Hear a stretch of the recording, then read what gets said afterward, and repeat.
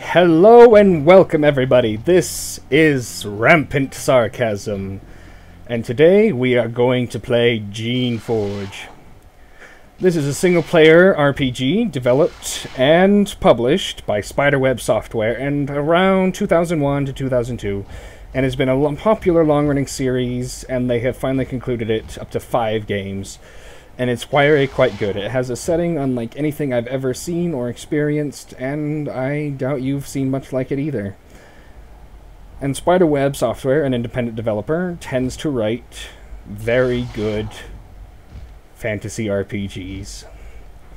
So without further ado, let us begin. And as you can already see here, there are a wide variety of critters. They will be explained. And it is an isometric game. So now, jumping in. We have 3 classes in total here. We have the Shaper, the Guardian, and the Agent. To sum them up, this is your minion monster summoner, and this is your generic warrior, and this is your spellcaster. I will be going with a Shaper, who are very good at creating creations, but horrid at physical combat and just decent at magic. And here begins our plot, and it will lag a bit here because I am recording and it doesn't seem to like this page with Bandicam on. The Shapers are the oldest, most respective, most secretive, and most powerful of all the magical sects. I don't know how to pronounce that without it sounding completely dirty. The Shapers have the power to magically create life. The Shapers can take new life forms from nothing but raw materials and pure magic. They can mold this life to serve their purpose, be it light housework or major warfare. The Shapers guard the secrets of their powers very closely.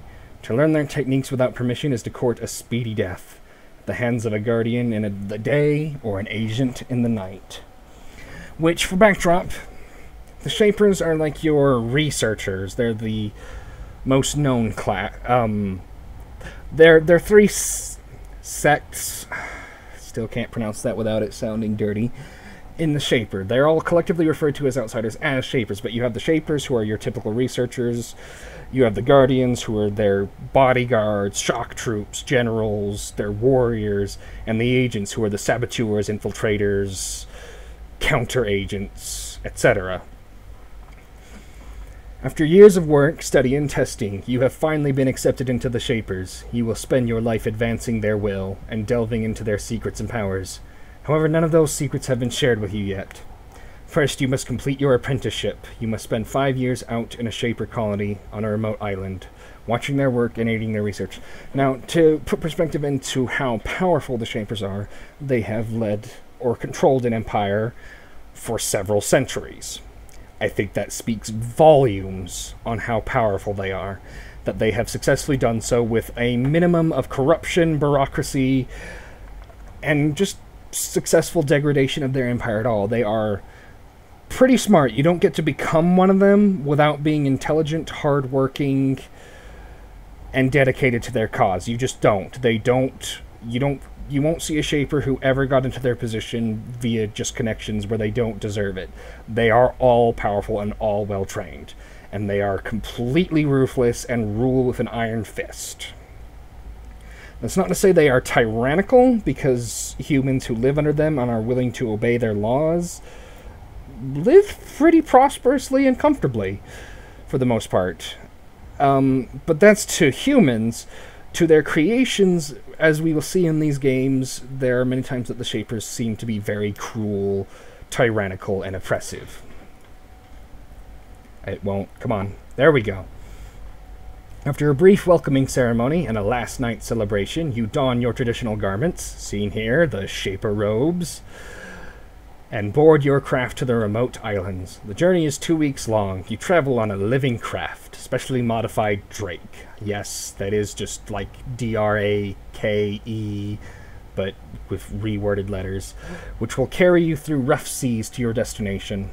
After a week's journey, you pass close to a small chain of islands. You consult your chart and find that one of them is named Sucia Island.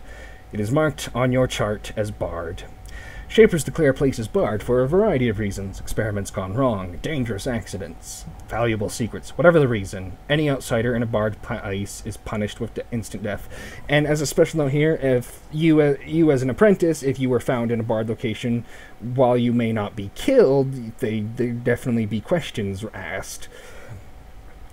Curious, you stand at the edge of your craft, carefully watching Sucia Island, wondering what secrets lie there. As you watch, you fail to notice the sailing ship dead ahead of you, off the southeast coast of the island. Come on, button. Work! Urgh! Your craft cries out in alarm, alerting you to the danger. It is a strange ship of a style you have never seen before. That is why you don't recognize the weapon on its prow. Which, as you guys will all recognize here, is likely some sort of whaler weapon. It fires a long spear at your craft. The razor-sharp bolt strikes your drake in the neck. It roars in anger and breathes a bolt of fire at your attacker. Strikes the sails, which sets them alight. The battle takes only seconds. Your living craft founders, mortally wounded, dropping you into the water. Now, having a living craft here in this case might seem like a defect, but it will actually prove to be useful in a moment. Your goods and tools sink into the depths. You attempt to swim to there's an error. To the surface. That's definitely a grammatical error, unless someone who knows English better than me wants to say otherwise. I will take your word for it. You barely notice that the ship which attacked you is aflame and having extreme difficulty. Your whole being is consumed with the struggle to reach the shore. Your strength is not enough. You start to sink, but with one last effort, your living craft assists you, bleeding from its neck, rapidly dying. It manages to lift you with its head and carry you to a crumbling dock. Then it dies. It sinks away. You are left alone, abandoned on this forbidden shore. You are alone on Sucia Island. Button! And that will be our only major exposition dump for quite some time. The games typically do that at the beginning and the ending of their games, and so we probably won't have to worry too much about that if I bored you. I hope I didn't, ever again. I read all that out loud because in some of the previous videos I have uploaded, I have noticed sometimes when recorded the text doesn't always turn out in a very legible format, and I don't feel like I'm engaging you as the audience if I just sit there and let you read everything. Because what's the fun in that? You stagger off of the dock, weakened to the point of collapse by your desperate swim here. And here we are at some crumbling ruins that have potentially been here for decades or even centuries. Our character has no skills, no talents, no equipment to help them survive. So let us see what we can scavenge. We found a storeroom, or warehouse, whichever you prefer. Let's see what we can find in it. We have a tunic. It will give us some armor, not very much at all, but it's better than nothing. Let us see what we have in here. We have some bones. We have some javelins, which I can't really use all that effectively, and we have a spoon and a bowl. Some items in this game serve as... they're completely useless to you. They serve as immersion, or add to the immersion and atmosphere. That's all they do. And here we have, as we can see, a crystal or glass canister, some kind with something swirling about in it. Let us find out what it is. We find, or I should say you guys find, several that doesn't make sense either. Ignore me. You find several cylindrical containers. They look like canisters, each a little over a foot high. The sides are made of thick, carefully blown glass. Most of them have been broken, and the contents are long lost. One of them, however, is still intact. And we find a glowing fluid. It swirls and moves about, seemingly under its own power. It looks like it is, in its own way, alive. It probably is. The chambers can contain fluids filled with life energy, which heal or energize those in need. This must be something like that. And as we can see, since we just got the firebolt spell, not exactly. But as to why and how, that shall be answered here in a bit. And one thing I do love about the writers in this is they always add plenty of flavor text, and it helps immerse you into the experience. I'm sorry, guys. I'm not used to speaking like this, and it's one of those curious things of language, is that speaking is harder than actually reading. We're trying to find some papers that may have a clue as to why the island's barred, blah, blah, blah, blah, blah. They crumble at our touch. They're just too old. But we do find a key. So off we go. There's nothing else here. We have a whopping 2 armor, ooh, which will protect us not a whole lot at all. You stumble a bit. You still feel a bit woozy. It's not caused by hunger or weakness, though, by the effects of the strange substance in that canister. Stuff didn't heal or revive you like you expected. Changed you, it's like it soaked into your skin and rewrote some of your very being, making you stronger. And now we can cast magic, and we would not be able to do so for years. And for those of us in the modern ages who can read between the lines, it's pretty obvious what happened. The canister rewrote some of our DNA and charged us a bit with magic. Rather fascinating, wouldn't you say? Both exhilarating and terrifying. And then here there's a bunch of combat stuff for like a guardian or an agent that would find useful, but not so much for me. Oh, hey, there's a jar hidden there. Nothing in it, though. Let us see if we can find... Oh, more supplies. We're going to need the health potions, and I will demonstrate why as we get up ahead here soon. And it will be quite the point. Ah, we recognize where we are now. This is an inn, where visitors and travelers could stop for steaks, drinks, and sleep. The crumbling roasting pit still dominates the center of the room. Why is there so much here? Most islands are barred because of experiments gone awry, and such experiments are performed by very small groups in crude quarters far from society. The Shapers are very intelligent that way. Whenever they do experiments, they're smart enough to do it well away from when it will actually cause a great deal of harm. So if something goes wrong, only a small number of people are potentially hurt. Yet you've seen warehouse... Oh, and they also design their facilities where experiments are conducted to automatically seal themselves so that such experiments can't escape. A very wise and far-sighted policy, I do say so myself, and one that I approve of. Yet you've seen warehouses, guard posts, and now an inn. At one point a lot of Shapers lived here. Now they're all gone. Why? What could have driven so many people off? And what took their place? We shall find out. I'm gonna investigate this drawer over here. We have a belt, which will slightly increase our armor by 2, which is better than anything else we've got at the moment. And we find a lever. I'm going to pull it, and it just opened this up. See if there's anything here. Empty! And some healing potions. Nothing else nearby. Just a lot of garbage. Nothing useful. Looking to the north, you can see that you are not alone on this island. Though you are worried about horrible creatures and mutations, the first life you encounter is nowhere near so terrifying. It is a flock of orcs. Dun dun dun! The orc is a Shaper creation. It's a slow, clumsy livestock animal, hardy and laden with meat. Shapers created them to stock areas unfriendly to non-created animals, such as, apparently, this one. Now, from their appearance, I would guess that an orc is a weird cross between a pig and a cow, but I really don't know. They could be made from scratch. Now, to illustrate how weak the Shaper class is, I have a whopping 12 hit points. Not a whole lot. They have 20, and these guys are a joke. I could probably defeat them pretty easily once I had some creations. Probably, I know I could. That's how fragile my class is, and I just realized I didn't choose a name. Andress is the default. I'm going to go with one that I have stuck with for mage-type characters for a long time. And so as a general rule, Shapers definitely do not want to be in combat. It's not good for them. They die very quickly. At least if they're a PC. If they're an NPC, any named character who is important and tends to be a Shaper tends to be actually pretty powerful. We have a lever here that's locked up, but I suspect we will not be able to unlock it. And no, we won't. Our mechanics skill, which governs quite a few things in the game and actually leads to some interesting playstyles that develop in the later games where you can choose to be sneaky or be blunt and upfront with your combat. This lets you manipulate locks, traps, and other mechanical objects, which can lead to some very useful things. And leadership, of course, gives you options in conversations that can let you have a few useful things, or sometimes very useful things.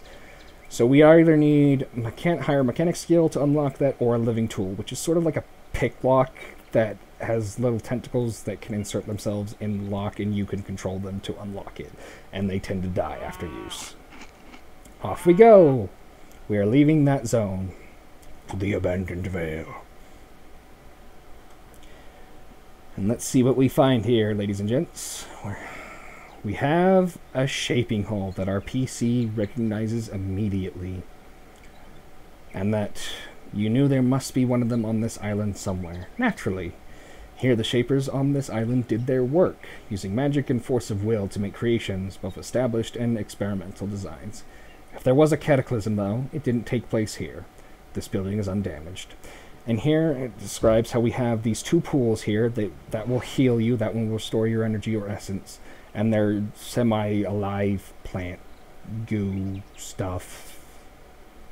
Yeah, the shapers create a lot of tech that's advanced to modern like standards, because otherwise, from what I can tell you from the setting, is that society would be pretty crude and unadvanced without the shapers.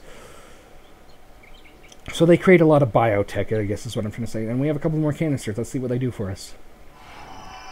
We have Create Fiora and Heal. And now I get to explain the mechanics that separate this RPG from so many others. Creating a creature. We get to exercise the very power the shapers are known for. Currently, all we can do is create a little small lizard creature that has sharp teeth and large glands in its throat that give it the ability to spit globules of flaming saliva. Charming. Flaming spit. Now, here you can see we have about 20 essence. That's how much we have total. Creating a creation costs essence. And once you've used it up until that creation is dead, you cannot get it back, no matter what. This is to limit you on how many you can create without pumping more points into your stats. And it also limits you here because you can see you can use essence to increase the stats of your creation, which can lead to some very powerful creations if you have enough. So generally the general consensus is you can create a few very powerful creations or lots of average ones. Now, one thing we always need to do is intelligence. If you buy 2 levels of this, you can control the creature in combat. Otherwise, it will act on its own, and you may not like what it does. This is a colossal understatement, because without that, your creations will often do very, very stupid things. And they may even turn on you and attack you and go rogue, so always put 2 points into intelligence, at least. And that's all I can currently, as you can see, make. Well, I could make another one, but I won't be able to control it, and I'm not going to break that rule. So, off we go. And you gain more essence as you put more points into intelligence, and you level up. So, that's how that works. And as the tutorial says, we're off here to fight our first battle. So we're going to be facing off against some rogue creations who have turned against their masters. After long, long years of not having any masters. There is a Fiora standing on the path ahead. It's a very familiar sort of creation. Shapers have made them for centuries to serve as bodyguards, watchdogs, and even pets. You've been around hundreds of them. This one is different. It does not look at you as a master, but as food.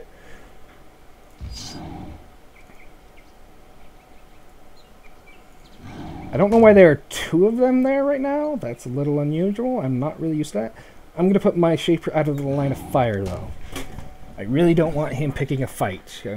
Want him on standby to heal if necessary, but one thing about the combat mechanics in this, as I will explain shortly, is sometimes when you attack something, if your attack lands, for starters, it will draw aggro, most likely, and you really don't want your shaper being the focus of attention. He's very much a glass cannon.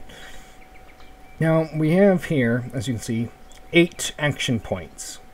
Costs 5 of them to attack or cast a spell, or 3 of them to use an item. If you don't have that, you cannot do anything besides move. And that's how that works. And I believe the enemy constrains itself to the same rules.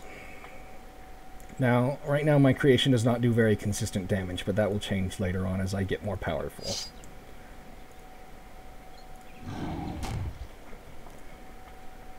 I'm not going to bother exploring these buildings because there's not really a whole lot of anything valuable here in the beginning area. So we're just simply not going to worry about it. Another factor about this game is so that you can't endlessly grind is some creations stop giving experience once you become very... They give progressively less and less as you get more powerful creations. Enemies do. And eventually they'll stop giving you any XP at all because you're just too strong and it stops grinding. Not that at certain points of the game it would matter.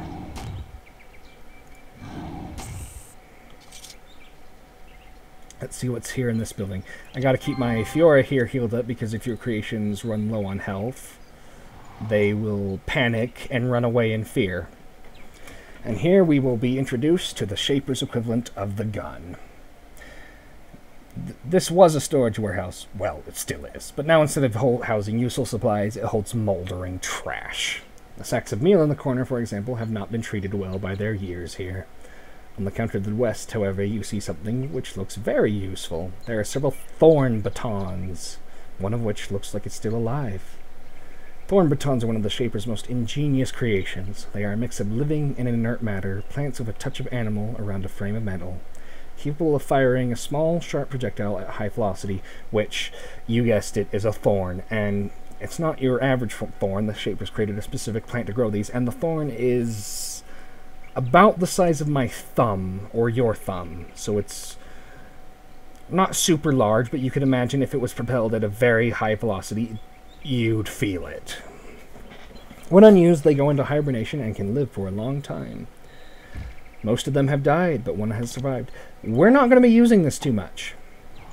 But for the sake of demonstrating what it looks like, what it's like to my viewers, we shall. But beyond that, I won't be using it because the missile weapon skill here is very prohibitively expensive for my Shaper to level up, and so it's just not really practical for me to be bothering with it.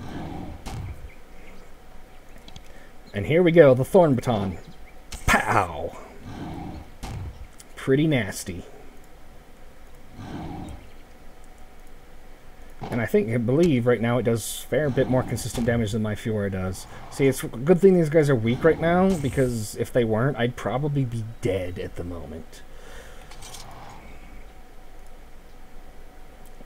And here we are in a quarantine hall, I believe it is. And we're going to meet a new type of creation, one that doesn't really... that serves for dialogue and story purposes. This was a quarantine waiting hall. People wishing to enter or leave Sucia Island through this port waited here to be questioned and inspected by this servant mind. Now, servant minds are one of those rare creations made by Shapers that actually are intelligent, sentient. But as always, Shapers are very careful, and with such things, if they give them intelligence, try to limit the creation, and servant minds cannot move on their own, and cannot feed themselves on their own, and therefore are completely dependent on the Shapers. They are there to remember, analyze, and advise the Shapers, and do a few other things as well. And we're going to talk to him. He really actually doesn't know a lot, except for, I believe...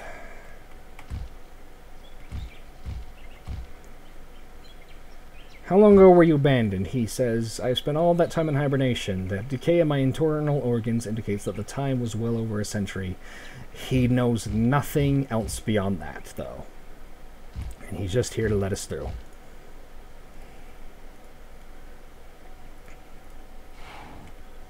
We're going to quickly save here.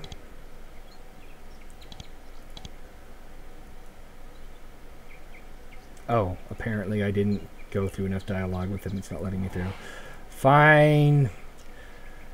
Please allow me to pass through the quarantine. That's all I need from you. Thank you.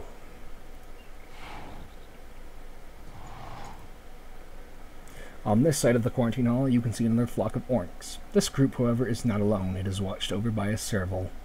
Servals are one of the greatest Shaper creations. They are the most common and valued servants of your people. Intelligent, hardy, obedient, and featuring hands with opposable thumbs. They are also easily controlled because the Shapers like to keep them dumb and actually design them to be happy to do. It literally makes them happy to do menial labor. If there are servals here, This isle must be nowhere near as savage and uncontrolled as you had feared. Servals are weak and easily cowed creatures. If there were any real threat here, they would have been quickly wiped out. Your emergence from the hall is clearly the last thing this serval expected. He looks terrified at first, then curious. He leaves his flock behind to come and speak with you. He probably wants fresh orders. And we already know, based on the nature of the game, that obviously our character's assertions, or assumptions here, I should say, are not accurate. Or at least not quite accurate, because otherwise we wouldn't have much of a game. The serval moves very close to you and inspects you carefully. It seems to be the same design of creation with which you're completely familiar. Same hunched posture, number of limbs, and so on. It looks very surprised to see you, however it doesn't have the attitude of immediate obedience you've come to expect. It seems more curious than anything. After a few awkward seconds of staring, it speaks. I don't think I'm mad. It's a shaper. A shaper has come at last. Oh, it has been years since anyone has come through that door. A shaper has come. This is so wonderful. Oh, but where are my manners? I am Timo. I am a shepherd. I graze my oryx here because nobody comes here. Oh, I must go to Valkyrie. I must tell people that a shaper has come at last. Now, this is already unusual because servals do not usually speak this concisely and intelligently. They usually speak, well, they speak about as well as a caveman, usually. Tell me about Valkyrie. It is our humble village. He points east. It is not that far. He's not kidding. Not far. Not far. Yeah, we got that, man. I should tell them a shaper has come at last. It is humble and small, but with no shapers around, we did what we could. I have been stranded on this island. How can I get off it? He looks worried. He clearly has no idea. And he advises me to go talk to people in Valkyrie. That is odd. Timo was referring to his fellow servals as people. Creations are called creations, not people. Serves to illustrate some of the inherent attitude the Shapers have to their creations. They don't view them as anything beyond but tools. There are no other Shapers here. I do not know. You are the only one. You are the Shaper. You have returned, and we can serve. He seemed... That's a grammatical error. He seemed somewhat reticent about saying that last word. I don't know. I don't think it is. Now, here's where we get into the moral choice system of the games. And I say that hesitantly. It's not really a moral choice system. Because unlike, say, Karma system in Fallout, or Paragon and Renegade system in Mass Effect, there is no clear-cut good or bad choice here. It's all in grays. You can choose to not respect the rights of the servals and consider them still basically just supposed to be there to serve you because you gave them life and that's all you care about, or you can be for their rights. And both sides have their points, as difficult as that is to believe. As I said, I was not kidding when I said that this is a moral gray area, and it may not seem quite so much in the first game, but it does eventually evolve into that. And I believe for this playthrough, I will be going for serval rights. Timo looks incredibly relieved. Of course, we servals will be glad to help you in any way we can. It is our way, and we thank you, Mighty Shaper, for your kindness. I don't believe he knows anything else really of value, and we are running out of time for this episode, so I am going to draw it to a close, and I will see you at the next episode. This is Rampant Sarcasm, signing off. See you later, ladies and gentlemen.